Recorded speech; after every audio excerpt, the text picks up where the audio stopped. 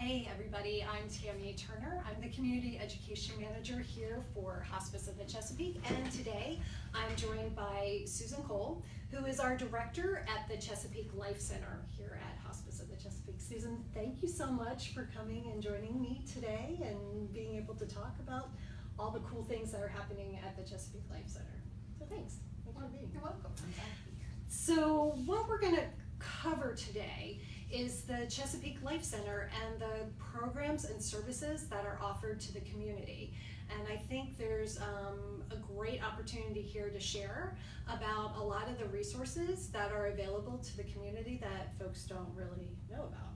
So if you know somebody that it might be helpful for them to understand what's going on at the Chesapeake Life Center, be sure to like and share our video here. We'll be chatting for about 15 minutes. And also, if you have any questions, you can add them in the comment section on Facebook. So we'll be happy to answer any questions too again. So one of the things I wanted to start with, is an area that I think a lot of people can relate to, but aren't maybe necessarily familiar with the term, which is called stigmatized loss. So if you can sort of start with what is that? What are some examples of stigmatized loss? And then what does the Chesapeake Life Center offer to help people cope with that type of loss? And then we'll chat a little bit about that. Okay. Well, if you think about the word stigma, something that's stigmatized is something that's seen as disgraceful or unworthy. Okay. So when folks have had a loss, particularly by suicide or by drug overdose, there's a stigma associated with that. Folks who have struggled over time with mental health issues are often stigmatized. Folks who struggle with addiction are often stigmatized. And so that carries over. When those people die, their families suffer from that stigma, that sense of not being worthy. They tend to be isolated. Some folks even say directly to them, well, she was just an addict. Or, she stole from you, she made your life miserable, whatever. Right. They either say directly or they imply, Yeah. so people feel that lack of support. Wow. So that complicates your grief process, I'm thinking, in a whole nother way. Absolutely. Okay. It adds a whole nother level. There's all of the emotions, all of the things that go with any loss. Yeah. And then this whole other layer on top of it. Wow. So we had chatted a little bit before, like how did the Chesapeake Life Center get involved or become a resource for helping people who have experienced a loss due to overdose or suicide? Well, really, Chesapeake Life Center, way back in the day, we were called the Spiritual and Bereavement Care Center. Okay. So we had the word bereavement in our title then, so people were clear that we helped after a loss. Okay. So maybe a dozen or more years ago, there were a number of teen suicides in the community. And again, because we had bereavement in our name, schools, families called us for help. Well, at that point, although we served the whole community, we didn't know a whole lot about that kind of loss, a traumatic loss, a stigmatized loss. So we decided we would learn. So that learning really took two paths. One was the more traditional, reading in books, reading online, asking other professionals. But the other piece was we just immediately welcomed those grievers into our individual and group programs. Mm-hmm. Because the very best people to teach us about that are the people who are experiencing it themselves. Right. So we started by welcoming them, by learning. We first offered a 10-session closed group, which was helpful, but clearly not enough. Right. And so soon after that, we started offering the monthly drop-in group for suicide grievers, which still runs to this day every month. Okay.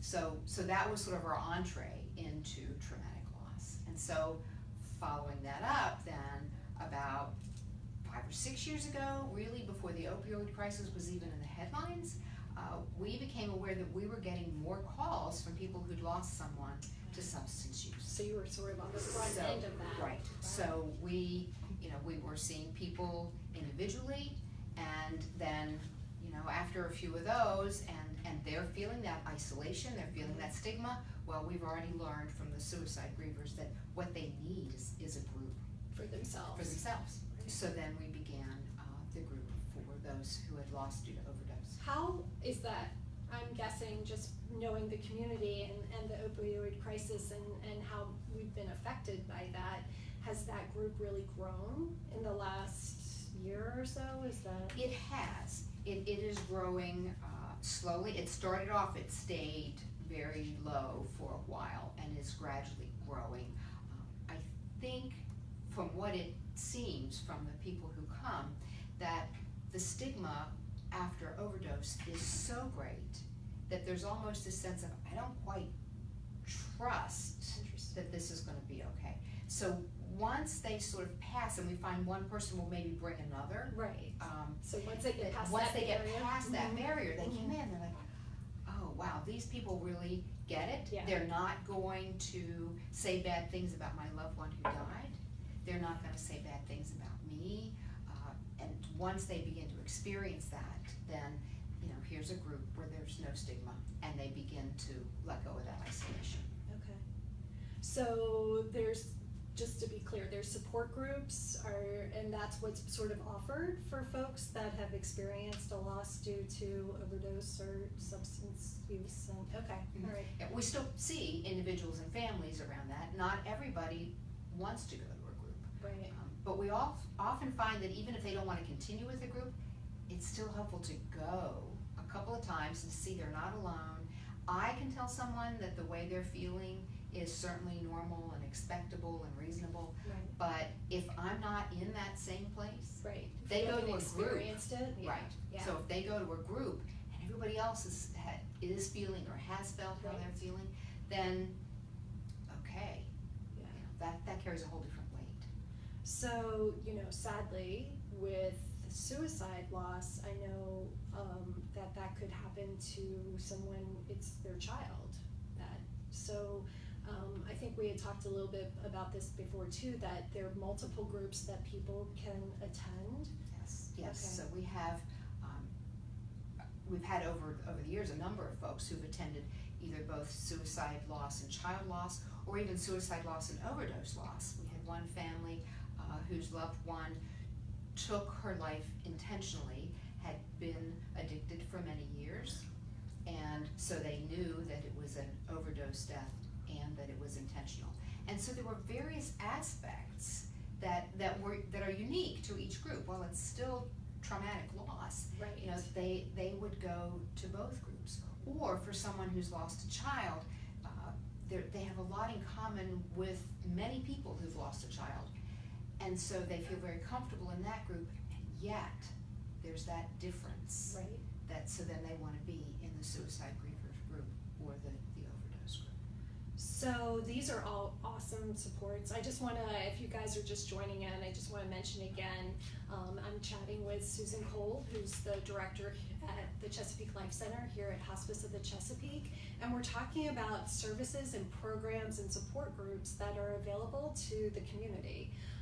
We've been talking a little bit about stigmatized loss and some of the groups that are available, support groups that are available to those individuals that have experienced that.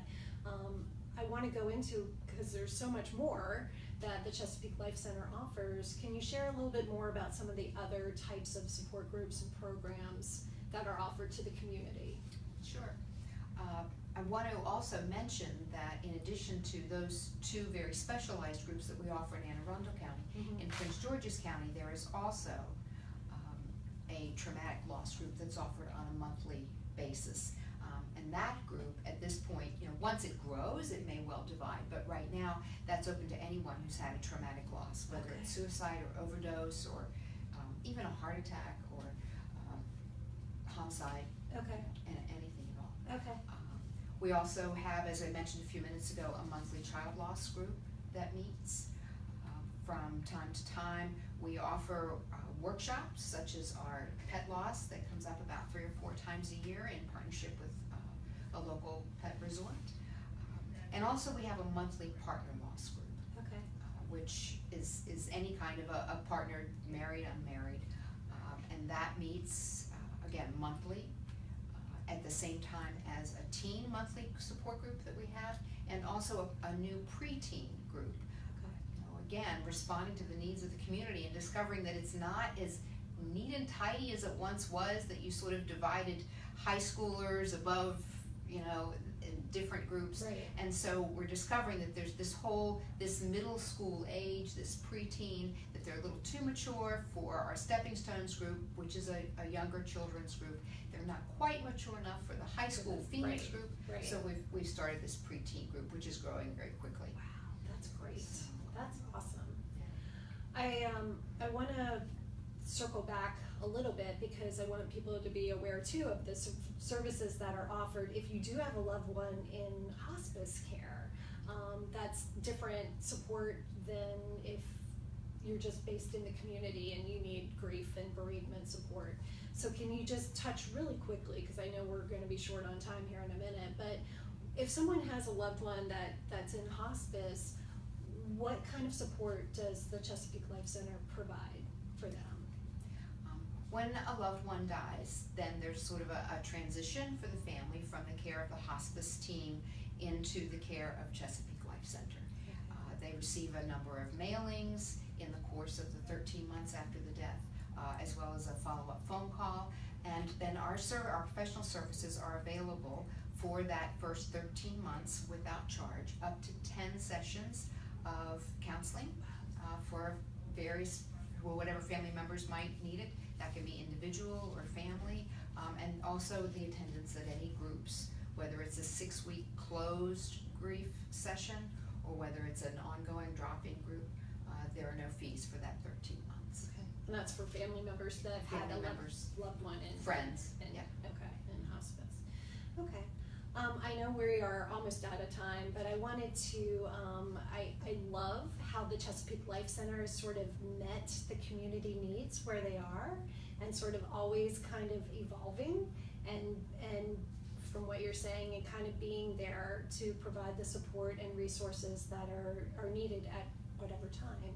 I think one of the cool new things that's being offered is the yoga class that's coming up March 19th at 5:30 in Pasadena. Can you talk a little bit about what that is? It's grief support and yoga and It's exactly that. Okay.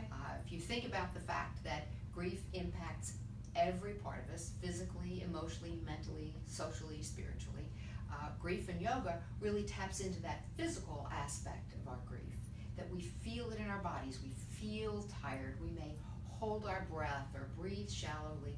And so when you pair that with yoga, then there's the opportunity to move our body in very gentle ways, to think about our breathing, to regulate our breathing, just to allow, rather than just holding so tightly as our body can to grief, to allow that space for the grief to move through us, because that's what we do with grief, is we move through it. Right. So it's a very exciting new program. We're really great. looking forward to it. And that is that's not just like on the floor on the mat yoga. Folks will have adaptations to do yoga in a chair, Okay. if that's easier as well. Okay, that's great. That's going to be really interesting to hear more about.